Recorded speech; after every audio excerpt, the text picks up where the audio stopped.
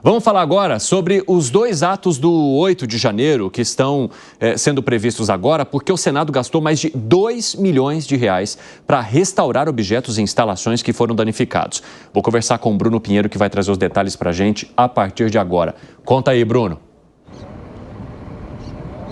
Oi, Evandro. Esse valor altíssimo foi utilizado numa espécie de uma reforma, na verdade, sobre o teto, uma reforma à compra de novos equipamentos, de bens que foram repostos, inclusive essa reposição, o Salão Azul, que foi completamente afetado, até por conta daquele extintor que foi utilizado também para tentar conter ali uma espécie de um início de um incêndio. Tudo isso acabou sendo danificado. Então, essa reforma, uma espécie de uma pintura interna nas instalações, na rede elétrica, equipamentos de segurança, esse valor foi utilizado para essa compra, para essa reforma feita dentro do Senado Federal. E aí essa informação foi atualizada, então, hoje, nesta terça-feira, sobre a substituição de vidros e também a substituição de uma limpeza, na verdade, que foi feita no edifício sede do Senado Federal. É o que a gente vê aqui ao fundo, inclusive. Então, toda essa reforma que foi esse custo, algo que foi feito nos últimos 2 anos. A gente relembra que logo após o 8 de janeiro, ainda no dia 9, já começou essa limpeza, essa manutenção, diversos objetos históricos, na verdade, de viagens oficiais que foram destruídos, eles foram recuperados ao longo dos últimos meses. Alguns serão reinseridos amanhã nesse evento do 8 de janeiro. E aí uma imagem de momento, Evandro, se você autoriza, só para fazer um giro aqui, onde esse evento vai acontecer, na frente do Palácio do Planalto e na frente do Congresso Nacional. A gente observa, inclusive, que tem um reforço da segurança, tanto da Polícia Militar, tanto também do Corpo de Bombeiros aqui do Distrito Federal, e essa organização que acaba sendo feita para receber esse evento de amanhã, então, aqui na capital federal, que vai contar com representantes do Supremo Tribunal Federal e também do governo federal. Evandro Cini. Muito obrigado pelas informações, Bruno Pinheiro. Um ótimo trabalho para você. Vamos lá, eu quero saber de vocês, qual é a análise de vocês sobre esse planejamento todo, sobre esse evento que está sendo programado pelo governo federal, com algumas ausências. A gente até adiantou aqui que os presidentes do Senado e da Câmara, que agora vão deixar de ser presidentes, não participarão, e principalmente agora essa informação do Bruno Pinheiro desse gasto de 2 milhões para recuperar essas obras que foram depredadas durante aquela invasão. Ô Fábio Piperno, como é que você analisa tudo isso que está sendo montado e a maneira como o governo federal também está comunicando esse ato para a população e para as autoridades que participarão? Como a gente acabou de falar aqui, a comunicação não tem sido forte desse governo em momento algum. Agora, eu repito, eu sou muito favorável ao ato, isso não pode ser esquecido jamais. O Brasil sempre acabou, de certa forma, sendo excessivamente leniente com golpistas de vários momentos da nossa história. Os que tentaram impedir a posse de Juscelino, de Jango, os golpistas de 64. Então, está na hora, sim, de lembrar esses fatos. A gente acabou de, aqui, enfim, o país todo comemorar a premiação de um filme que faz alusão a um momento tenebroso da história do Brasil. Então, essas coisas, elas não podem ser esquecidas. E é muito significativa a participação dos 3 chefes militares, até porque as Forças Armadas, de certa forma, tiveram muitos dos seus integrantes também envolvidos naqueles atos lamentáveis de 2 anos atrás. O que foi, Zagarino? Você discorda?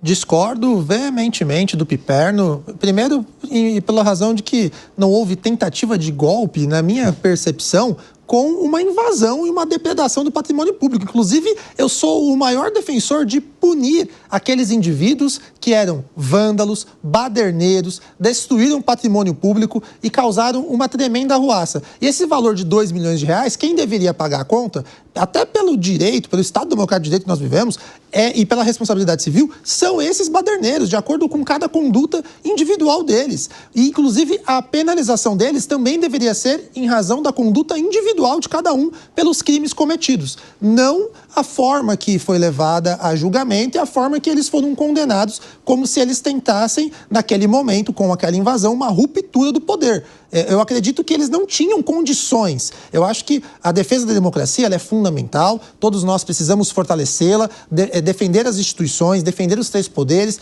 contribuir para com que eles evoluam, mas ao mesmo tempo a gente não pode pegar uma situação como essa e transformar num palco que a cada ano que passa vamos ficar rememorando. Eu não vejo, por exemplo, um esforço para comemorar a invasão da Bolsa de Valores quando foi feita pelo lado contrário, podemos dizer assim. Eu não vejo dessa forma, Piperno. Eu enxergo que esse episódio foi lamentável, ocorreu. Tentaram dar golpe de Estado quando houve a arruaça na Bolsa? Piperno, que golpe de Estado invadindo e quebrando o patrimônio público? Você disse uma frase... Eu não sou defensor de golpe de Estado, pelo amor de Deus. Você disse uma frase que eu acho que ela resume muito disso. Você disse o seguinte, até porque eles não tinham condições. Talvez eles tivessem zero condições naquele momento, sim, de consolidar, de materializar o seu golpe. Mas que eles foram com esse objetivo, eles foram. Peraí, então eu tenho um objetivo, Piperno, eu tenho um objetivo de assaltar alguém. E eu vou fazer isso sem a mínima condição. Eu vou ser condenado pelo crime do assalto? Se você tem o objetivo de me assaltar, mas se você tenta de uma forma trabalhada, sem a menor condição e não consegue, azar o seu, mas que eu vou te processar, você vai. Mas tudo bem, isso aqui, o fato não foi concretizado. Você não tem elementos preparatórios que podem ser julgados como culpados. Elementos preparatórios? Não. Olha, muitos depoimentos aí dessa turma toda. Não mistura as coisas. Claro que sim. Você está misturando o inquérito apresentado, o inquérito relatório da Polícia Federal com os atos do dia 8. Os atos do dia 8 foram pessoas tinham muitos idosos, tinham pessoas de vários estados do país que foram em caravana para fazer manifestações e acabaram naquele movimento mecânico. Ficaram lá 70 dias, lá acampadas em frente de unidades militares. Eu sou o primeiro a falar que isso foi uma baboseira. O presidente Lula ganhou a eleição e assumiu e teve a posse. Você não pode... Ainda bem. Como se fosse um favor que teve a posse. Quer dizer, gente que tentou explodir aeroporto, gente que tentou, no dia da diplomação, incendiar a capital federal. Vamos lá, senhores. A projeção que eu faço, que o governo federal não se sustenta para uma reeleição, se dá exatamente por esse tipo de narrativa, esse discurso que você está fazendo. Tudo bem. Então a gente daqui 2 anos confere a sua vocação para mandinar, né? Os seus dados. Não, é uma projeção. A economia não vai bem. Como não? Para quem? A economia do país está indo bem. 3,5% de PIB é pouco? O menor desemprego da história é pouco? O menor desemprego da história é pouco? Você vai falar para o nosso telespectador que 80% da nossa dívida pública, do PIB, é a nossa dívida pública. Isso é bom? 80 não são 76. Agora, eu quero dizer o seguinte... Então 76 é bom. Eu só quero dizer o seguinte... Você que estava desempregado e agora, nesse momento em que o país tem o menor desemprego da história, você está achando ruim ter emprego de volta? Você confunde os dados, Piperno.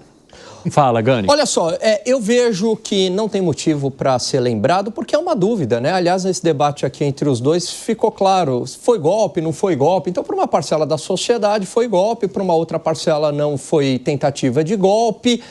Foi um ato de vandalismo. Dado que existe esta dúvida, isso não tem que ser lembrado. O fato é que ganhou uma narrativa de que foi golpe. Eu mesmo defendo que não foi um golpe, foi um ato lamentável de vandalismo. É muito diferente da situação que o Piperno trouxe aqui de 1964. Ali claramente foi um golpe, houve suspensão de direitos individuais, houve utilização da força, houve fechamento do Congresso Nacional. Não dá para punir depois, né? O golpista... Não, mas houve fechamento do Congresso Nacional, de todos os poderes, depois o endurecimento com a AI-5 em 1968. Mesmo a direita, ou parte da direita que defende a intervenção em 1964, reconhece que era um golpe.